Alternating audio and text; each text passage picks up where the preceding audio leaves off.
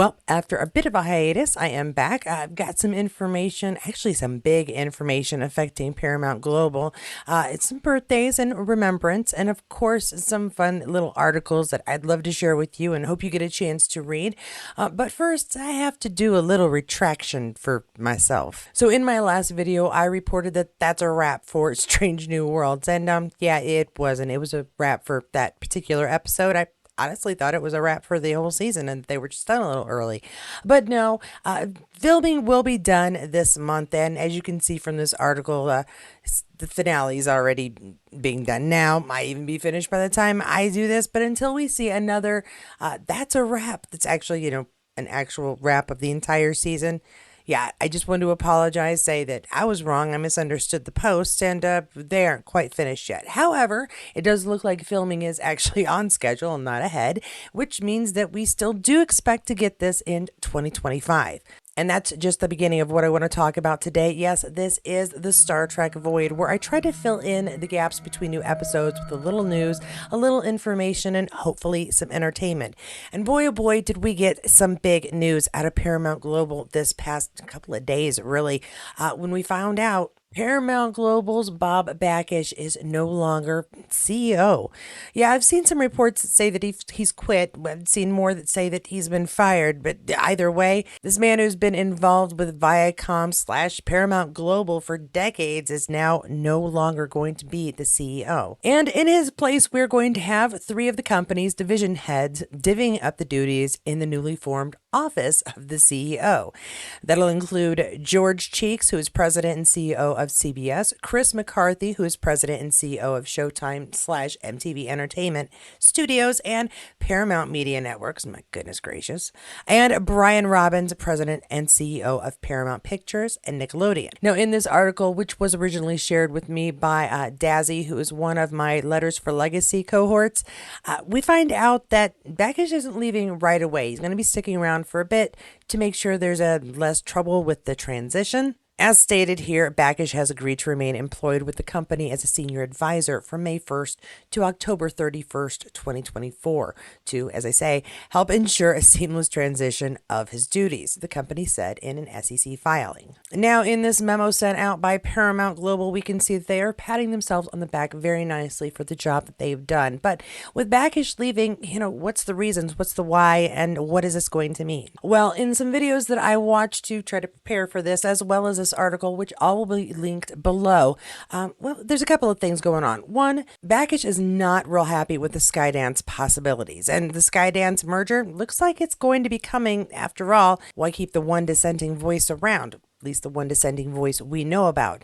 Now, him leaving is a pretty good signal that Skydance merger is going to happen. However, if it doesn't, Sony's in the sidelines waiting to make a bid. Now, one of the reasons Bakish leaving is kind of resonating, at least for the Trekkies, is because he was a proponent for the new Star Trek shows, or at least he enjoyed the fact that Star Trek seemed to be doing well. And from previous statements, we could infer that he would be wanting to go forward with further Star Trek adventures. And while we know that Bob did back up the idea of Star Trek, we don't necessarily think that he's the only one involved in Paramount Plus and the decisions of what would be streamed or created. After all, Trekkies are everywhere. Someone gave me a Vulcan salute while I was picking up my daughter yesterday at school because I was wearing my Wolf 359 shirt. So, Trekkies are everywhere, and while Bob Bakish probably would have backed the Star Trek shows that we're hoping for, he's probably not the only one. He just did not like the Skydance merger, and with it looking like that's probably the way things are going to go, I guess not having him around makes things easier. Now, this Skydance merger still isn't a sure thing. They've got to go through a vote, and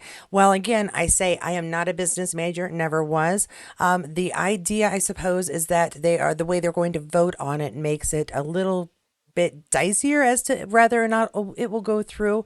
I don't know if it makes a difference, but the minor shareholders will have as much of a say, from what I understand, as the larger shareholders, and the smaller shareholders are not real thrilled about the Skydance merger either. So it is sort of a sit back and wait and see situation. And once again, we wonder what will happen with the future of Paramount Plus. The good news is, thanks to the many people that I speak to, I generally get to find out the news and information to be able to share with you here. Maybe not first, but I like to gather lots of information so you just have a one stop. And speaking of the other information, let's move on to some cheerier stuff and celebrate a birthday or two. And we are going to start our happy birthday with, of course, TrekMovie.com sharing this. A happy birthday to the great Kate Mulgrew, aka Captain Janeway on Star Trek Voyager. She beat the Borg, got the crew home, and was Star Trek's very first female lead, then came back in animated form on Star Trek Prodigy. And yes, this is one of the actors on the list of people that I've desperately wanted to meet, did get a chance to meet, and now have an autograph hanging on the wall behind me. She's a little higher up there. Let's see if I can give you a picture. She's up there. Now locate. So yeah, one of my favorite captains, and not just because we're both named Kathryn and grew up in Indiana, but I always enjoyed her. Her story really resonated with me at the time for some personal reasons. So very happy birthday, Kate Mulgrew. And just a reminder, I am sharing these as the last ones that I've seen since the last video I put out. None of these people's birthdays as today, and was most likely last week. But we are going to continue with another TrekMovie.com share. Happy birthday to Jeffrey Dean Morgan, who played Deveron, the Xindi reptile, in the Star Trek Enterprise episode Carpentry. Oh, I love a good time travel episode. And a funny little piece of trivia for any of my trivia folks here. Jeffrey Dean Morgan was also in an episode of Sliders, the 1990s sci-fi show starring one Jerry O'Connell, who is now on Lower Decks as our very own Commander Ransom. And how much TV did I watch in my teens? Lots and lots. And continuing, we have a very happy birthday to Glenn Morshower, who was in 2 episodes of Star Trek TNG, 1 Star Trek Voyager, 1 Enterprise, and played the Enterprise B Navigator on Star Trek Generations. That's quite a few. Hashtag 24, The West Wing, Friday Night Lights, and Manhunt. So very happy birthday to Glenn Morshower. I couldn't top that as far as TV references go. Moving along. A very happy birthday, belated as it is, to Jack Quaid. Boimler was my cosplay last year at Star Trek Las Vegas. We have a very happy birthday to Jack Quaid, who voices Brad Boimler on Star Trek Lower Decks and guest starred on Star Trek Strange New World in Season 2's Those Old Scientists. Star Trek and the boys hashtagged here. So very happy birthday to Jack Quaid. And I do have a remembrance this week as well. On his birthday, remembering Leslie Jordan, who played Cole in Star Trek Voyager's 3rd season episode, False Prophets. Such a fun actor, such fun memories. Loved this guy whenever he showed up. Will and Grace, obviously. So very nice to remember him today. Now, before I get to a couple of articles that are quite frankly just kind of fun, I'm going to do some throwbacks here, some behind the scenes that I came across, obviously, during my trolling for new and fun information to share with you. And, just kind of had to share. All right, here we go with a big throwback. Bones, I Need You Badly. This is shared by Tango, or Pike's Horse. And yeah, this is a great throwback. I love a good throwback where you get to see the camera, the behind the scenes. So we've got the mic down here, and of course the very large camera, which is hard to miss. But it looks like old friends, shaking hands. Cool little throwback. Sorry, just had to do it. This one, a bit more to share. This one is shared by Star Trek on Instagram, and we've got quite a few throwbacks here from the original series. I do like this one. If it were a map, it would look like 2 tourists who are just lost in the desert. Or something very reminiscent of the voyage home. A good one here with George and Nichelle.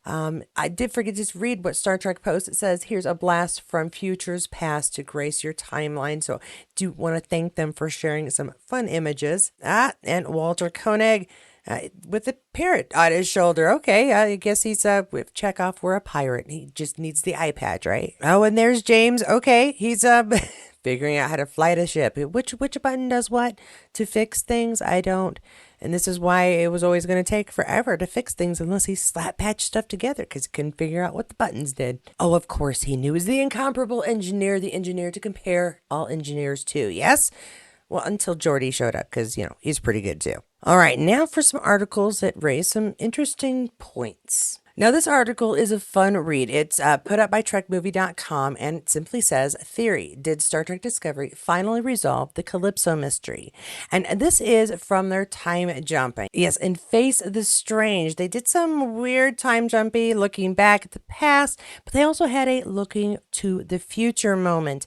And so the questions in this article are one, did we see what leads to that moment in Short Trek's Calypso, where we find our marooned alien aboard Discovery hundreds of years in the future? What I like about this article is it doesn't pull any punches. It basically talks itself out of being the answer, really. Theory one, Calypso is part of the same alternate future. Well, when they did jump forward in Face the Strange, we did see an alternate future. Yes, yes. But the theory gets kind of knocked down almost immediately when you think of some small details, such as the fact in Calypso, Discovery did not have an A in its registry number on the hull. The ship was in terrible shape, and dots would have helped out with that. Zora wouldn't have let it get into that kind of shape if they had access to any kind of dots. In the leap forward, Kraft states that he's a soldier fighting the Vidrash, which is a bastardization of Federation, and according to Michael Chabion, that doesn't make sense if the Federation was defeated 1,000 years ago, which is the entire point of Face the Strange. So, at least in that time jump. So basically, that theory just doesn't hold water. Now, the second theory is that it's Zora's dream. And while I do like this theory, quite frankly, I think it's really enjoyable.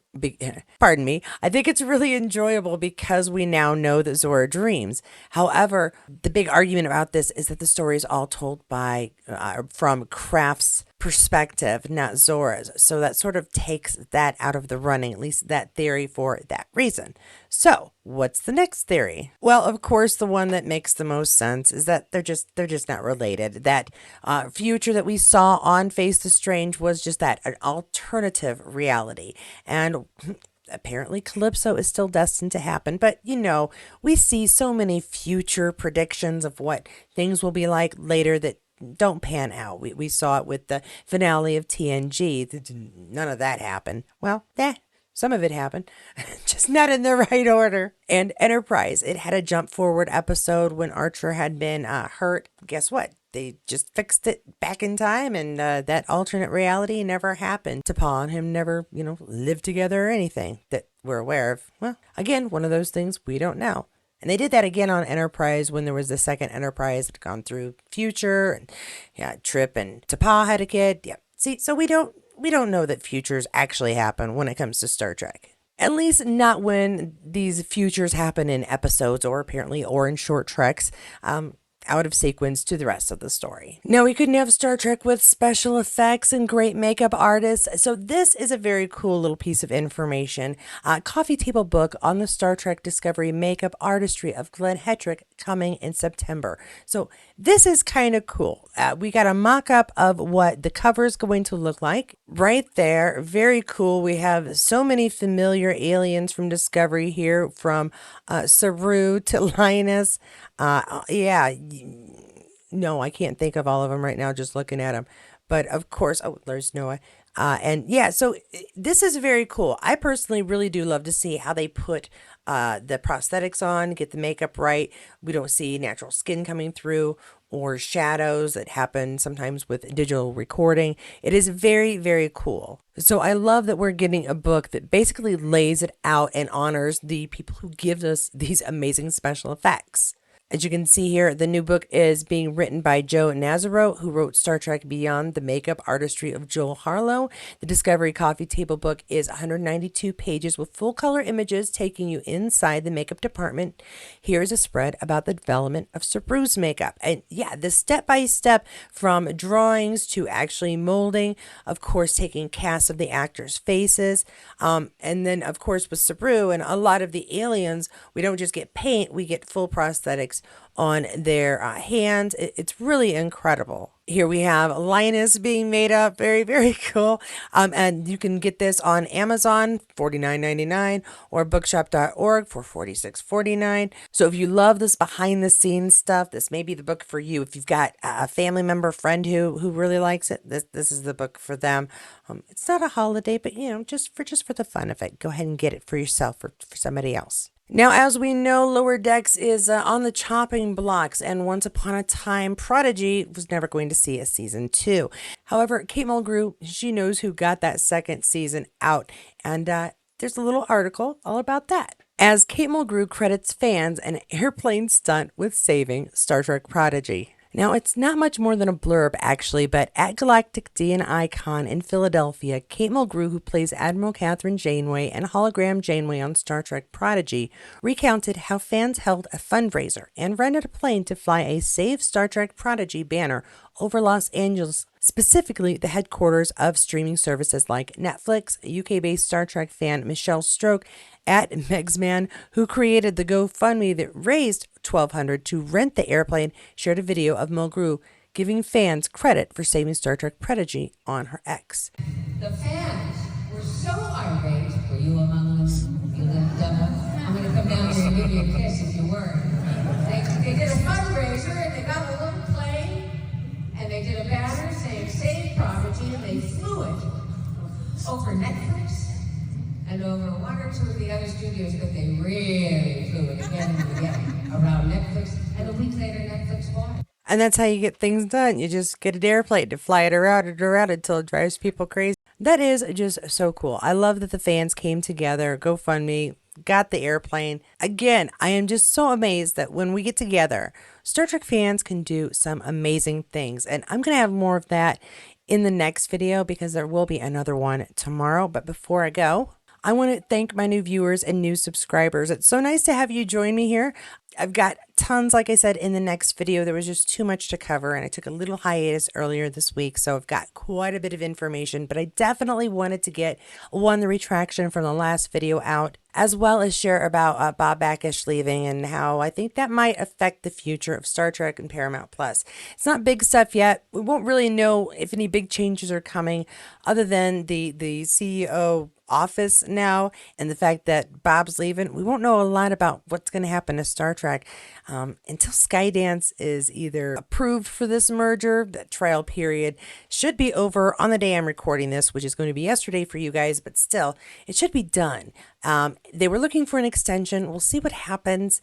Hopefully we'll have more news on that very, very soon. As for me, I wanted to remind you once again that if you have not signed your letter to get Legacy put on Paramount Plus someday when they've gotten their stuff all figured out, go ahead and do that now. That link will be below.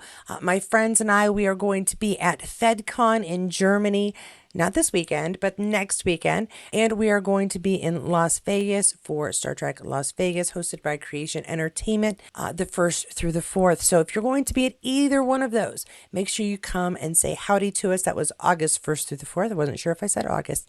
Anyway, come say hi to us. If you haven't signed your letter then, sign it then. And if you want to help us gather more signatures while you're there at the convention, let me know. We're always happy to have extra volunteers help us out. And hopefully very soon we will get announcements that Lower Decks has been extended till season 6 at the minimum. Star Trek Legacy has been picked up and is going to have at least a 5-season run. In my hopes and dreams, maybe a movie or two, that'd be cool. And of course, Prodigy will have a season 3. Thanks again for coming and checking out this channel. I also do some Outlander information, updates, much like this format. I'd like to thank my patrons and my members for that extra bit of support. It really does help out. I'd like to thank all my new subscribers and new viewers. Hi, and thanks for joining us here. Hope you come back. And if you'd like to get a little bit more Star Trek information, might like to check out my Outlander videos or just generally have a look around, please do check out any of these videos coming up, and I'll see you there. And that's just the beginning of a happy birthday to the great cult. If you've not, I'm at Pike Shorsh. Ooh, okay. I'd like to thank my there it goes.